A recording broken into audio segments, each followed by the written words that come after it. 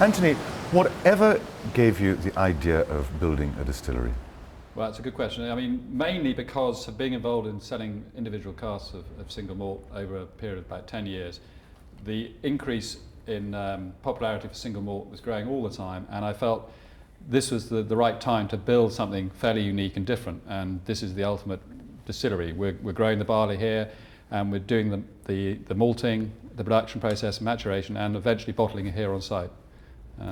Take me back to the beginning. You were originally in the wine trade, weren't you? Yeah, I was in the wine trade for about 25 years. I worked for various subsidiaries of Allied, and then I ended up with a French company selling to the supermarkets and so on, and moved to Scotland in '95 and got involved in the Scotch whisky industry when I arrived in Scotland. Why Islay? Islay because of family connections. My wife's family had an estate on Islay, and that was a very good reason for coming to Islay, but the most important was because of Islay's importance in the malt whisky industry. And did you have any models to follow on when you started to conceive of the distillery?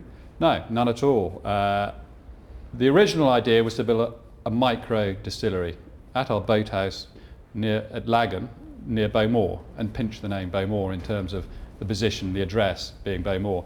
And then the idea grew from there through my friendship with Mark French, who owns Rotside Farm.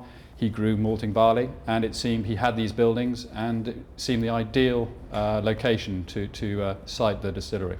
So what you've done is to convert this building, which was an old mill, was it? Yeah, it was an old mill building that traditionally farms had, and it was the perfect, as you see, it's a perfect building to house our stills.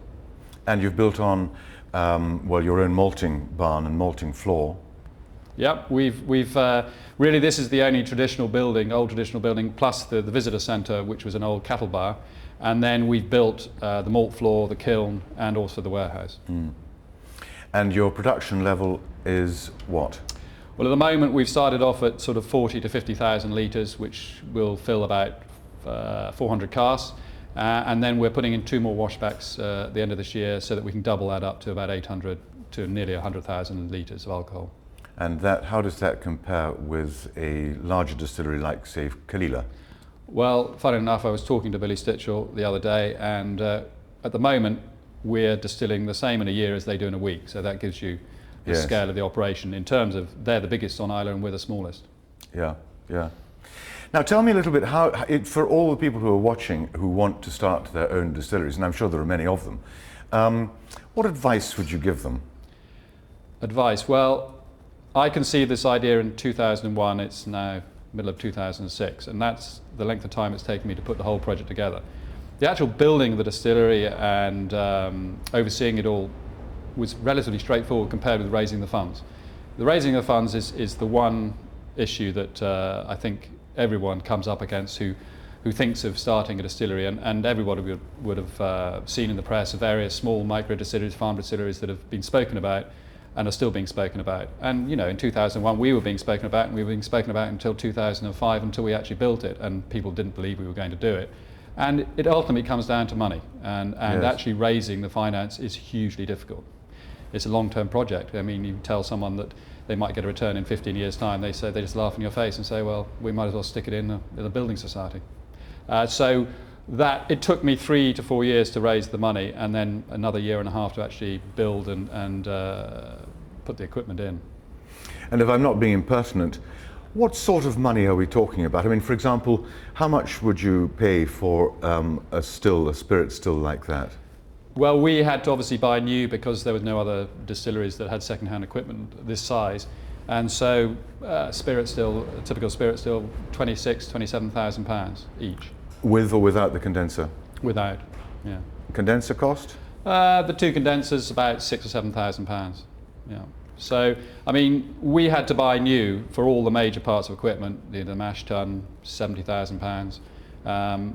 We had to buy new washbacks, £10,000 each. Obviously, all the other vessels, the brewing vessels and so on, obviously second-hand. But in terms, a round figure in actually setting this all up and getting it underway, we're talking about 1.2, 1.3 million. Yes, yes. So it's not a small project in any stretch of the imagination. In terms of the equipment, that's where a lot of the money goes. What kind of spirit are you producing?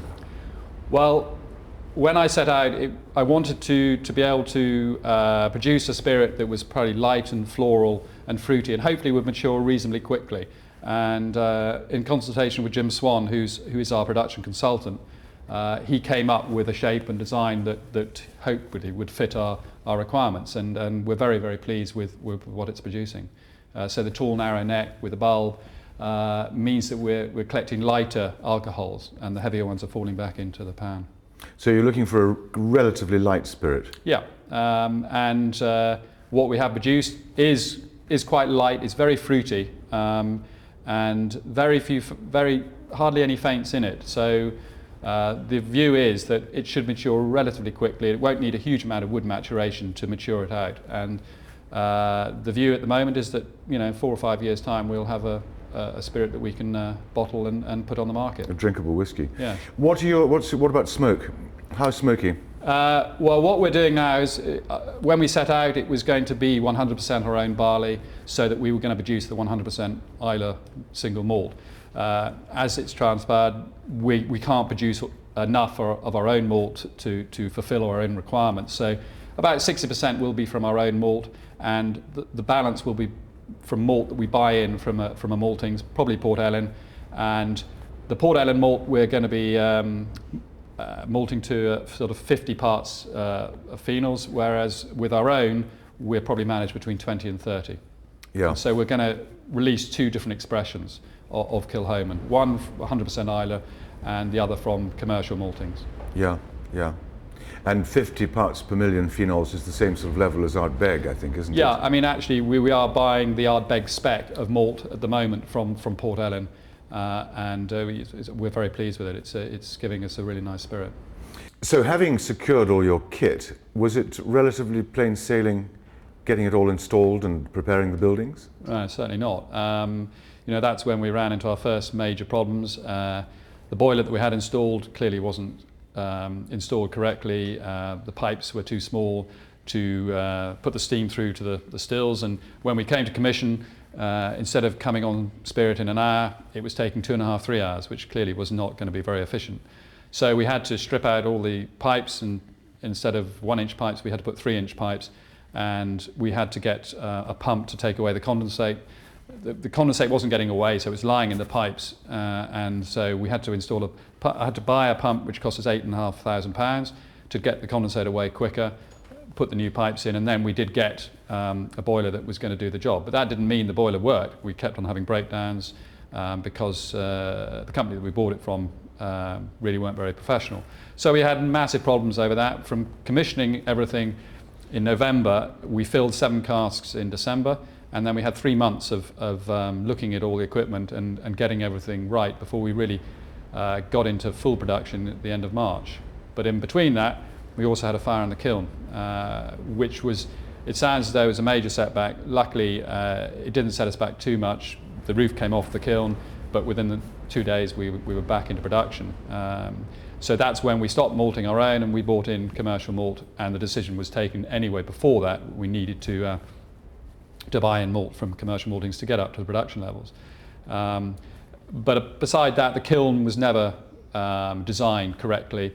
I think in hindsight we should have been consulting with an expert maltster rather than just chatting to a few people who might have known. So consultant engineer got it slightly wrong in not consulting the right people. So we had a direct fired system for our drying of our malt on the floor, and that clearly was not efficient. I mean, we took days to dry it down. We were physically on the floor turning it with shovels, and it wasn't drying very efficiently. We didn't have fans in there. So now we've had this opportunity, we've had the fire, and we're installing an indirect oil fire system with fans below and above the floor, which will draw the heat up through.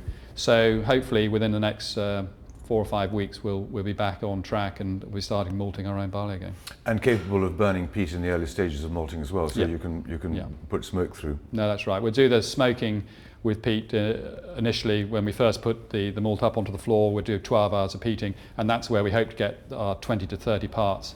Sort of a medium peating, similar to Bowmore in terms of phenolic content. So, and with the indirect oil-fired system, we won't have to be on site. We won't have to go on the floor and turn it, which is a back-breaking job. And I can tell you, for having been up on the floor numerous times, and my back felt it, I tell you. So we're now having this system that we put in that we can just literally turn a switch. It's like having it's like a domestic oil-fired system with fans, which will help dry it down a lot quicker. And one of the problems with the old system was that it was still modifying on the floor, and because we couldn't dry it down fast enough, and really we should dry it down within 50 hours max, and we should be able to do that, achieve that, whereas it was taking us 4 or 5 days. Yes, by modifying you mean it was continuing to grow. It's still growing. Yes. Yeah. So, clearly we were not doing it very efficiently, and when it came to mashing, our yields were hopeless. Yes. Do you have a view on barley varieties? Do you think that the barley variety that you use makes any difference to the flavour of the spirit? I'm not sure that it's the flavour of the spirit. I think it's more to do that the industry has driven companies to look at different types in terms of yield. And I think in terms of actual character, I'm not experienced enough to know if different varieties would make a huge difference.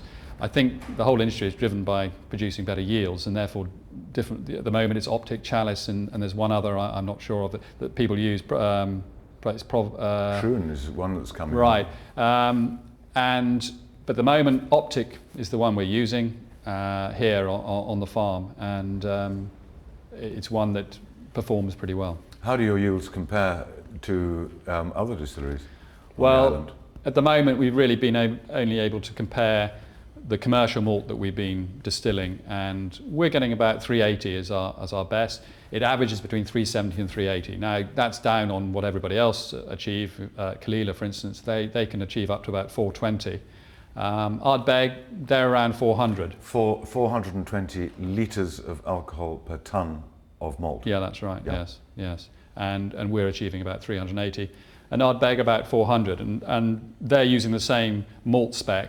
And it is known that the higher the phenol content, the less the yield you'll get. Yeah, so that's very good. It compares very well. Yeah, so we're not, especially as we're only producing through the day. So we're start Monday to Friday, 8 till 6, and then everything shuts down. So it's not the most efficiently run distillery because of that, whereas everyone else is keeping going through the night.